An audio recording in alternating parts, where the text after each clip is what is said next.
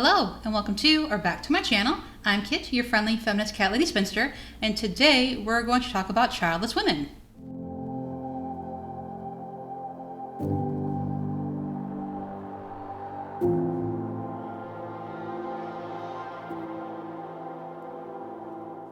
Before we get into the video, just some quick housekeeping. I have timestamps in the description box below if you'd like to get right into it. If you like this video, please like and leave a comment. If you dislike this video, please dislike and leave a comment. Any engagement is good engagement to the algorithm. If you enjoy my channel, please subscribe.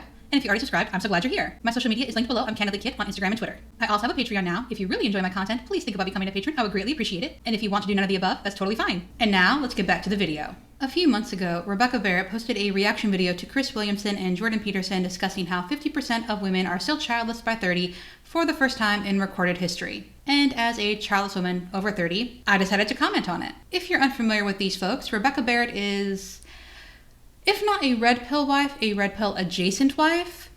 Chris Williamson is, I'm not really sure, but his top 8 most popular videos involve Jordan Peterson.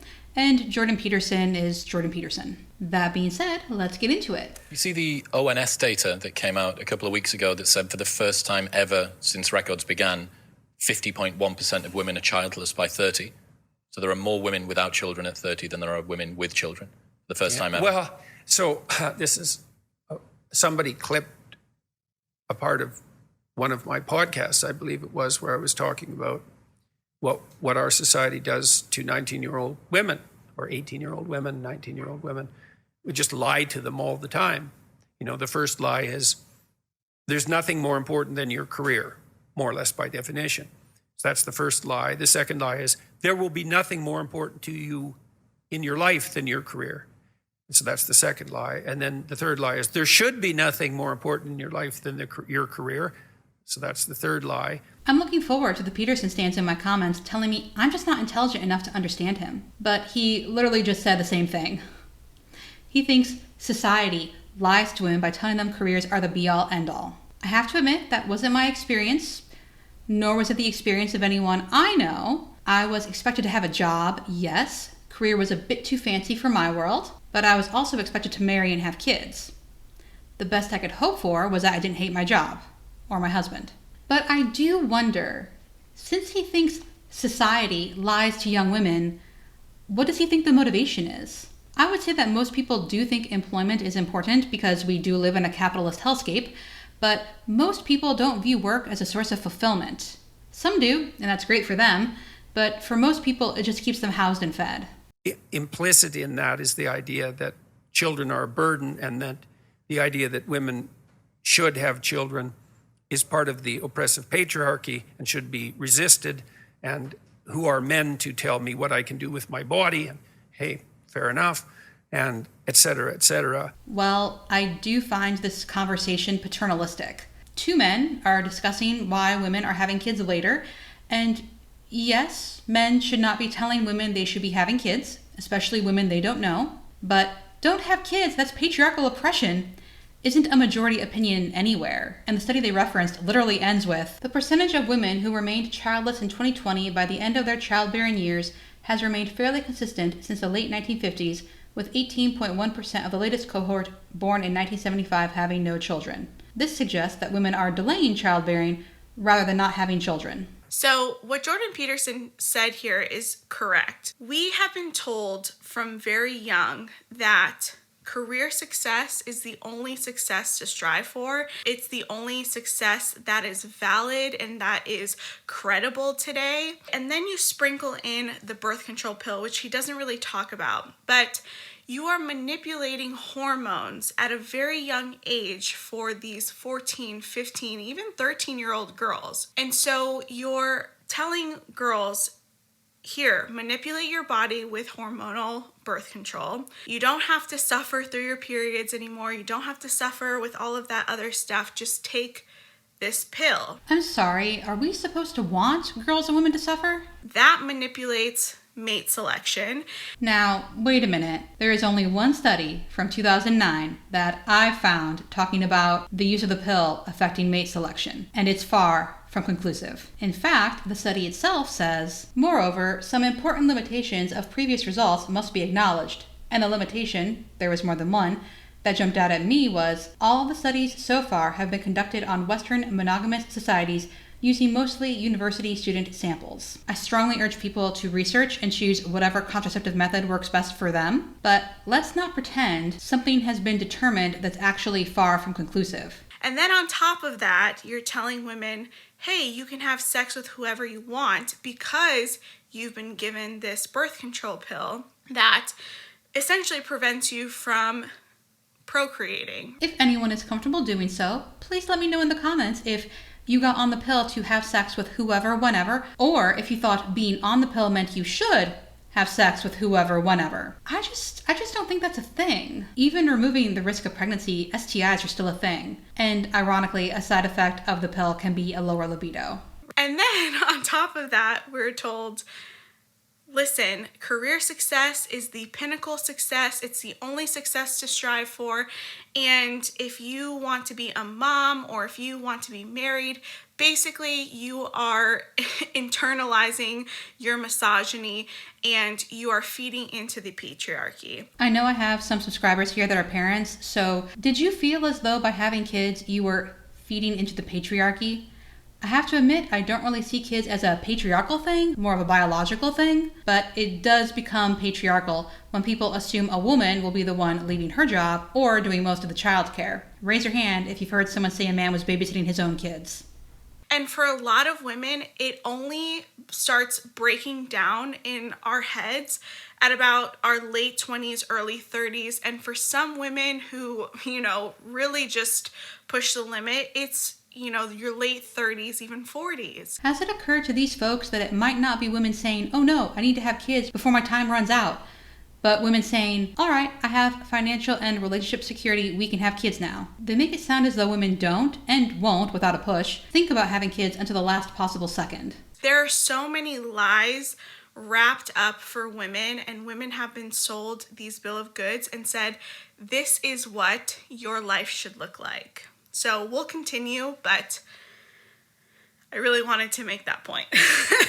I worked for social services in Alberta in the child care department, and then I've been working as a psychologist, either training or as a psychologist since then, and that's been a female-dominated enterprise increasingly as the years went by, but even when I first entered it.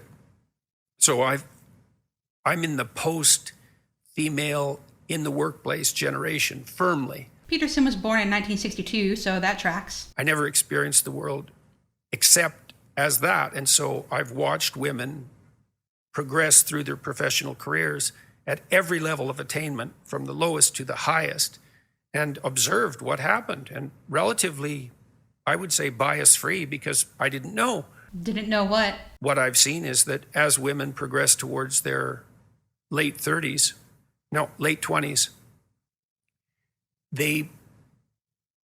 there's a psychological transformation, and what happens is that they place less emphasis on their career and way more emphasis, particularly on having a child. And that really reaches a crisis point around 29 or 30 for the vast majority of women, and their attitude flips. And I've seen it flip very dramatically with many women. I worked with high-end lawyers in Toronto for about 10 years. I was part of an organization. We went to law firms, high-end law firms. Funnily enough, Peterson also mentioned those high-end law firms in the other video of his that I've commented on. And said, send us your most productive people, and we'll help them iron out whatever wrinkles there might still be in their life. And the advantage to them is that things will go better for them, and the advantage to you is they'll be even more productive. And there's a good management dictum, which is pay the most attention to your most productive people because they're bringing in the bulk of your revenue disproportionately. And so I worked with men and women who were at the peak of their careers in a very difficult enterprise. And so these were women who were generally very attractive, well put together physically, pretty stable psychologically, extremely conscientious, very, very smart, and high achieving from like junior high all the way through high school, university, law school, onto the top firms, rocketing up through the ranks, full partnership by the time they were 29 or 30. And all the law firms, all the women bailed out, all of them. The law firms couldn't keep them. And I was really, and I talked to the women a lot about this because I was very interested in it, because I knew the law firms were bending themselves over backwards and tying themselves into knots trying to retain these women, because why wouldn't they? So what did they offer to try and retain these women? Clearly it wasn't enough. And if your retention strategy isn't working, it's time to change it. I did find an article written by a woman who founded her own law firm titled, "Why Do So Many Women Leave Law Careers?" To give you some insight into the culture of many law firms, they operate on the basis that value equates to the cost of time plus a markup, commonly referred to as the hourly rate. Lawyers are given targets of how many billable hours they must complete in a year, and important decisions such as whether or not they will be promoted are based on whether targets are met. The pressure to meet these targets is intense. Your reputation and career are dependent on you meeting these targets. For many lawyers, however, the environment is not one that enables them to fulfill their potential. There are well-reported instances of burnout, mental illness, and substance abuse, and levels of job satisfaction are generally low. Combine this with the challenge of raising a family, and you might be starting to understand some of the reasons why so many women decide that a career in law isn't for them. Just being greedy capitalists is enough. They don't want to lose their high-performing women because they're performing at the highest level, and they couldn't keep them. The women wanted to have 9-to-5 jobs. They wanted to bind the job so they could have a life, and that was especially true once they got interested in having a child or had one. Yeah, I don't think anyone gets to the end of their life and says, "I wish I had worked more." Law firms could probably stand to overhaul their entire system. The article I mentioned earlier linked to a study, Prevalence of Substance Use and Other Mental Health Concerns Among American Attorneys, and under results, substantial rates of behavioral health problems were found, with 20.6% screening positive for hazardous, harmful, and potentially alcohol-dependent drinking.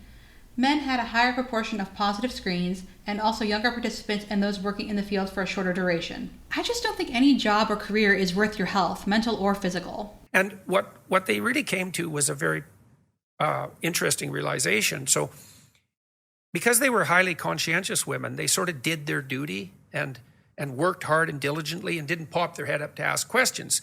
They were in junior high, they got the best grades. They were in high school, they got the best grades, and so on, all the way through, right till they reached partnership. But that's sort of an apogee, right? You hit partnership in a senior law firm, it's like you're at the top of your profession. Well, then what?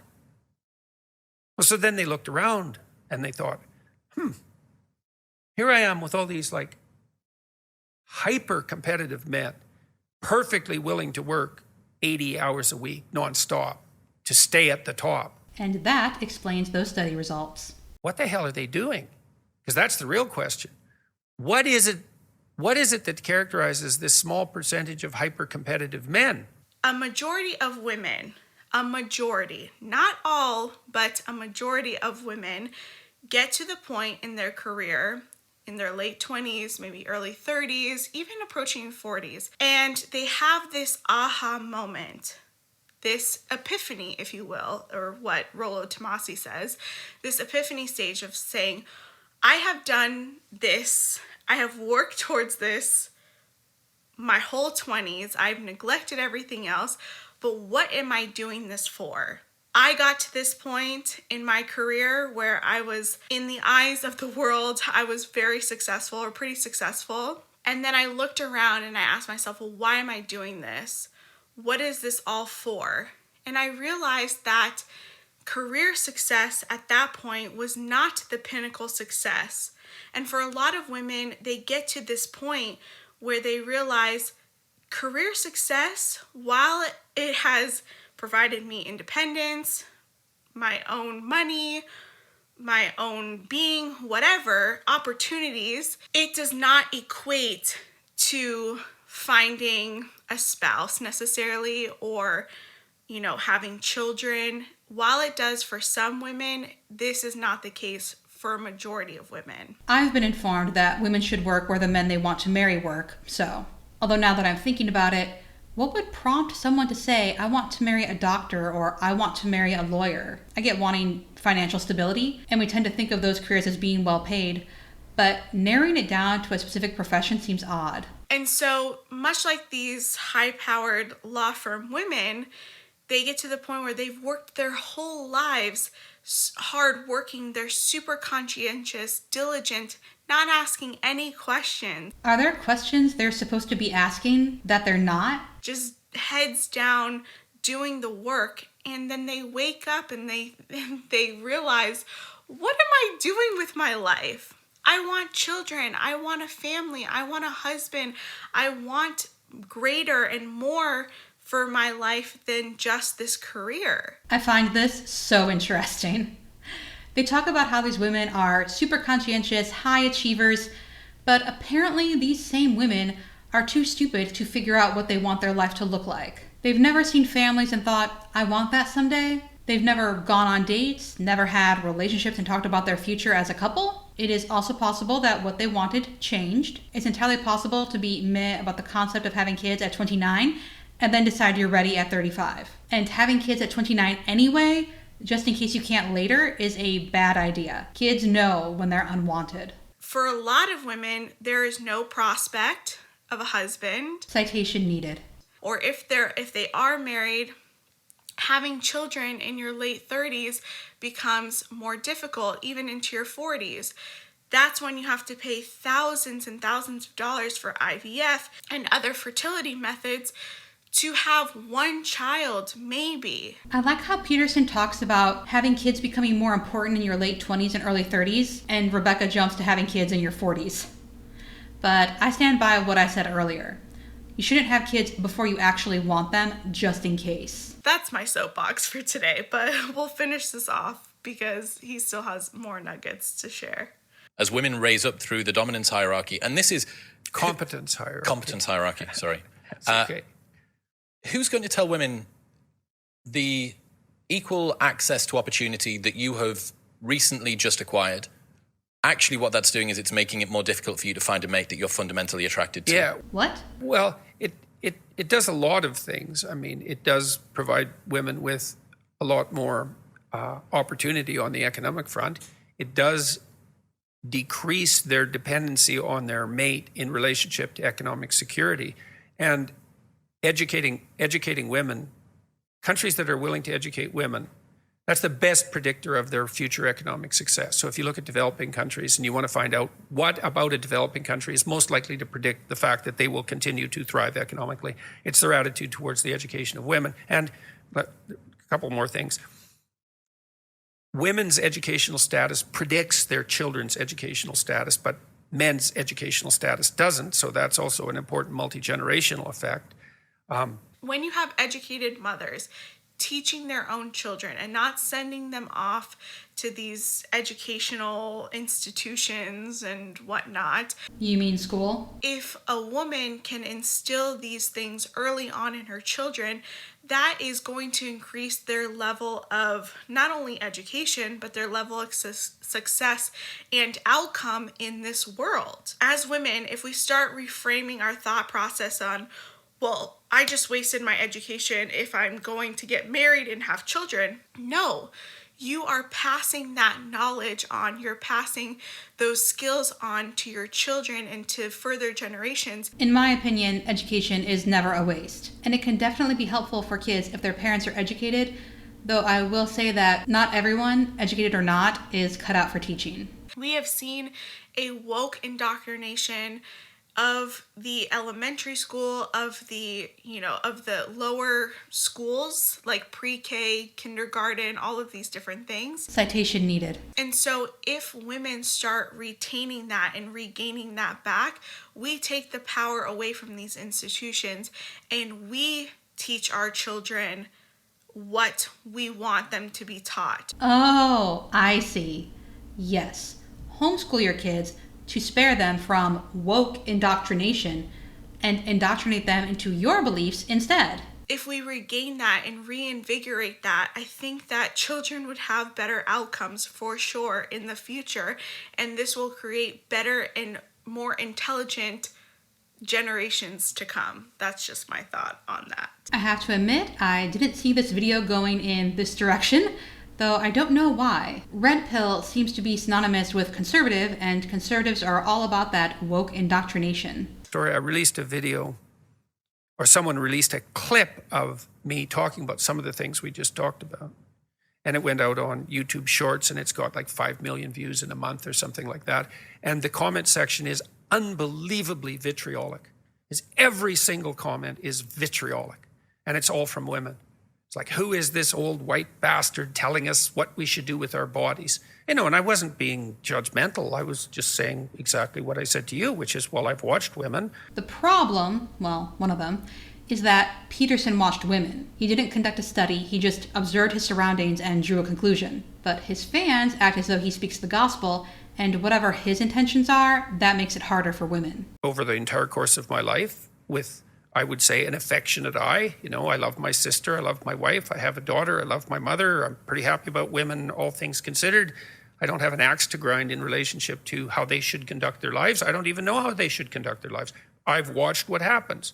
And I've also watched what happens to women who hit 29 or 30 and then can't conceive. I hate to tell him this, but having kids younger is no guarantee against infertility. It gets more difficult to conceive with age, but being, say, 20 is no guarantee that you'll be able to get pregnant. Secondary fertility also exists, so even if you have one kid, it's not a guarantee that you'll easily be able to have another. And that is not a fate I would wish on anyone. It's awful. And 30% of couples fall into that. 30% of couples have difficulty conceiving. What source is he using for that number? Columbia Asia is telling me probability of pregnancy for a healthy couple is 30% per month. But as for infertility, NICH is telling me that 12 to 15% of couples experience infertility, which is not 30%. It's a lot. And the probability that you'll have difficulty conceiving increases with age. And so, c'est la vie. As a woman, you produce less eggs. The eggs that you do have become stale, and the viability of that pregnancy decreases over time and decreases with every cycle because the eggs that you do have are not chromosomally viable. And so it's sad to watch these things happen and for people to spend thousands and thousands of dollars on IVF and egg freezing and fertility testing and all this other stuff when many of these things could have been prevented. I want to encourage younger women to start thinking about these things early on in their lives, because while career success and while educational success sounds amazing for right now, financial security is also pretty important when living in a capitalist society. We have to think in the long term. We have to think with some vision of what we think our lives are going to be. And if we say, I don't need a man, I don't want a man, I don't need children, I'm going to adopt. I just want to let everyone know that adoption is a valid option for having children. It does not make you any less of a parent. I'm going to do IVF, all of that other stuff. You don't know what's going to happen with your life, but it's better to know now, and it's better to take the initiative now if that's something that you even remotely think about or care about or even have had the slightest thought, because not everyone is going to get to my age, 33, and be able to even have one child. It's better to think about these things early on and start mitigating them from the jump. But that is my video for today, guys. I hope you enjoyed it. I would love to know what you guys think. Well, since Rebecca asked, I find it weird that people, especially men, are focusing so much on women's fertility, especially when they're talking about strangers. Let people figure out their own lives and stop trying to scare young women into thinking they need to have kids ASAP in case they can't later on and want to. It is always better to wait until you're stable, financially, emotionally, mentally, with an equally stable partner before bringing kids into a relationship. Babies grow into children who grow into adults. We're talking about autonomous humans here, not something to check off your bucket list or something to do in case you regret not doing it later on. It's also kind of strange. They talk about these intelligent, ambitious women who apparently never think about the future? Anyway, let's look at some of the comments on Rebecca's video. Feminists and lesbians push the whole don't have children agenda. Where? Also, does this mean feminists and lesbians who have kids are less of a feminist or a lesbian? Also, where do gay men fit into this? After reading a bunch of comments, I noticed all these women only talking about how it costs a lot. I can't speak for all men, but let's be real here. 70% of marriages end in divorce, 80% of divorces are initiated by women, almost 100% is in the woman's favor, whereas us men lose everything. House, cars, kids, savings, retirement, everything we worked for. Why would it even be a logical choice to have kids with you ladies anymore? There are way more reasons why there's less women having kids than it's just too expensive. Women, have some accountability and see how bad you've made this, always blaming something else besides yourselves. This is only for those women for which if the shoe fits. Even I know not every woman is to blame. Interesting. I've heard of the 50% of marriages, but 70? Miles Mason Family Law Group predicts the divorce rate will be 44.2% for 2022. Also, divorce rates peaked at 53% in 1979 to 1981, so where did 70% come from? As for 80% being initiated by women, it's actually 69%. And then there's almost 100% in the women's favor. I would love to know where that came from, because there's no statistics on who comes out better in a divorce. However, I would like to note that this comment is on a page that thinks women should be submissive housewives, which is a situation that creates alimony. I would also like to note this is a strange comment to leave on this video, but yes, kids are expensive. And see how bad we've made what? Going to be a lot of female suicides and I don't care. Okay. What feminism has done is destroy the fertility rate such that Social Security will go bankrupt and hospitals will have to start protecting the neonatal care unit from all these childless women that want children so these children don't get kidnapped from the hospital. How has feminism destroyed the fertility rate? Is it because we don't think having children is something that is required of being a woman? I do love how women are the ones responsible for destroying Social Security, though. And if that is the kind of accountability a previous comment was talking about, yeah, no. We're also apparently criminals in waiting. Oh, wait, I see. Women naturally want kids, but feminism shamed them out of it, so women will be driven insane with their biological impulses that they can no longer fulfill, and will resort to stealing newborns from hospitals. It makes perfect sense. 50% of women are childless at 30? Good. It is a self-correcting problem. These self-centered and entitled women probably wouldn't be good mothers anyway. Being a parent means your life isn't focused on you. I find it encouraging to think millennials aren't passing down their genes as much as previous generations. I guess he didn't read the study. Most of the women you will hear tell you about focusing on their careers in their 20s were actually just hoes riding the carousel. Being strong and financially independent granted them the ability to bump uglies in a nearly consequence-free environment. The last thing someone should do is play Captain Save-A-Ho for one of these ladies. Women want it all their way and immediately. When the baby rabies hits, they latch onto a man to push out a unit, and then their attraction and bond to the man fades as they prioritize their offspring. Then they get to use the state to finance their children, or just leave the axe of divorce court dangling over the man to keep him in his place as a good little drone to go out there and work. Did this person even watch the video? The aha moment comes when a woman realizes she is going to have to work and support herself until retirement or death. Suddenly, these women are given this insight from above and want to be mothers? Maybe. Maybe they're just looking for a bailout. I don't think these high-powered lawyers that reach the top that are spoken of in this video are going to be needing to have their kids financed by the state or will be working until death. Women wanted to be equals in the courts and in the workplace. It isn't that they're having a hard time finding a mate if they are educated. They can just do what men have done for centuries, date down. Again, they want it all and they want it their way. Sorry, princess, life doesn't work that way. You only want a man who makes more money? Well, the more money you make, the fewer men there are to choose from who are above you. The kicker is the more money a man makes, the less reason he would have to settle for the ex-carousel rider in her 30s. He can still take the 20-year-olds home for the evening. And then this person will call those 20-somethings carousel riders. But anyway, I don't think they watched the video. It was Peterson fear-mongering women about their fertility, not a woman saying she couldn't find a man. Lastly, are women equals or children? Take your pick, but you can't have both. We're told women mature faster than men, but then we say society tells girls or women things and, bless their hearts, they're not clever enough to think for themselves. Invest in cat food, gentlemen. The crazy cat lady is becoming the norm, not the exception. Yeah, women mature faster than men is what older men say when they want to date or sleep with someone they know is too young for them. Anyway, I do agree we should stop acting as though society tells women X and women just can't help but follow because they're stupid and just followers or something. And there is nothing wrong with cats. Dear Lord, 33? WTF will you do when the child is 10? You think you're gonna have more energy than now? Poor child.